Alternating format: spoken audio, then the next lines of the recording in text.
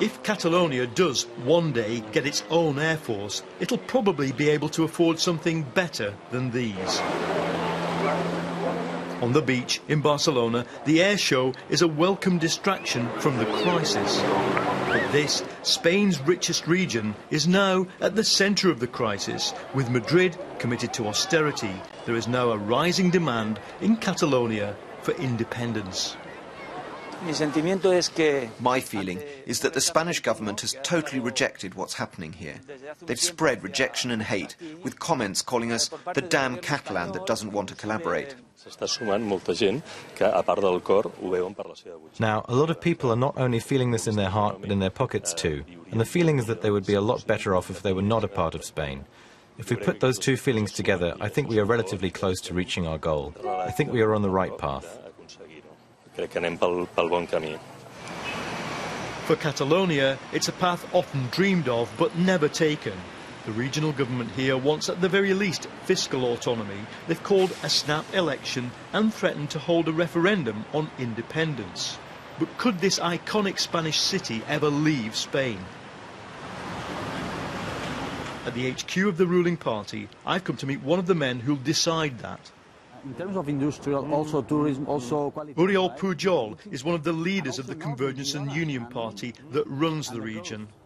It's true that the crisis and this difficult moment in a rich land and nation like Catalunya that are apporting between the 8 and 9% of our GDP every year to Spain, the result is not happy at all. Because there are double of cuts in terms of social services, educational services, health services, double cuts of the rest of Spain, and double taxes.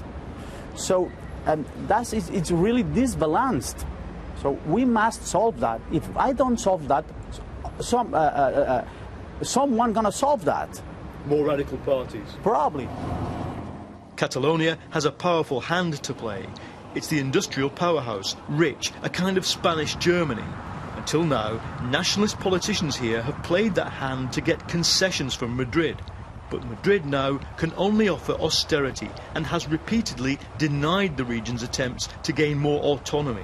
During the last 10 years, a lot of decisions have been made in order to keep a historical separation between powers. In Madrid we had the political powers, but in Barcelona we had the economic powers. What now they are trying, in a very clear way, is to concentrate economic and political power in Madrid. And this is what made Catalan politicians decide to act. The Catalan government now wants an independence referendum, legal or otherwise. If the legal process doesn't run good enough, we won't stop. You will have a referendum? It could be impossible to avoid it. If they ever do become a country, they will, of course, have no trouble forming a football team. At this soccer bar on Tuesday night, as their team trounced Benfica, the Barca fans were in no doubt about what's changing. I feel absolutely Catalan. I feel absolutely Catalan. Well, I mean, in my passport, in my IT, it says that I'm Spanish, but I'm not. 2 or 3 years ago, people would tell you, hey, that independence thing will never happen. Don't be too excited about it. Don't expect too much. And now, after what has happened in the last month or month and a half, it is amazing.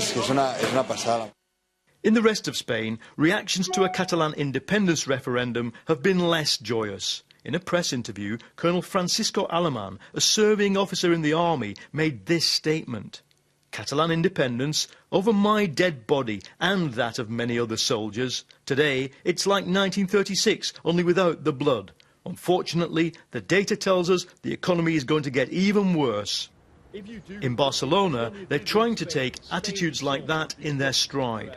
Politics of fear, not only the sentence of this person of the army, will appear. We know that.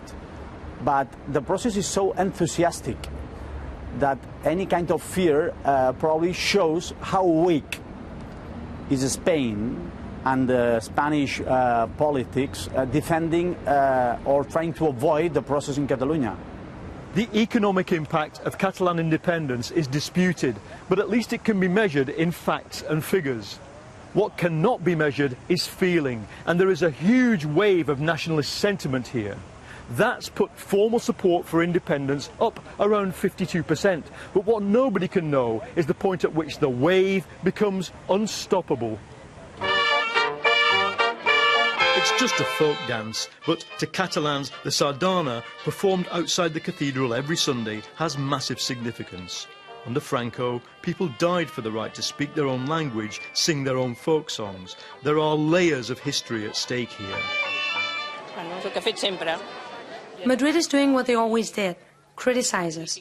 And that is why we're saying enough. We don't want their help because we don't get any real help from them. Therefore, I believe we're better off on our own. Up to now, the cultural freedom symbolised here has been enough to contain demands for independence, but the crisis changes everything, and we still don't know where the crisis ends.